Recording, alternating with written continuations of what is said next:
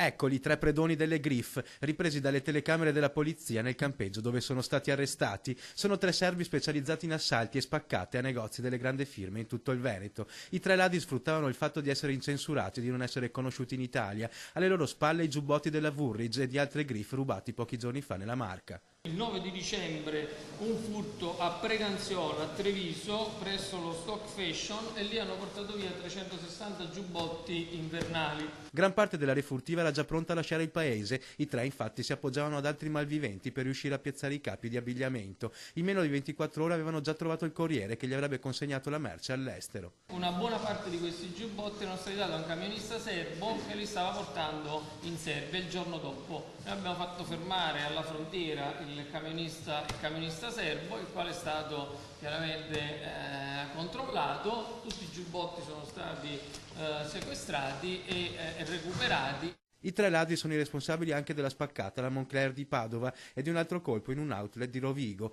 ed erano già pronti ad altri colpi per poi stoccare la merce rubata nella loro base operativa in un camping di Marghera. La banda aveva tentato e messo a segno 2 assalti in un outlet di Tre Baseleghe, ma entrambi erano stati sventati dalla polizia. Ora i tre servi si trovano in carcere a Venezia.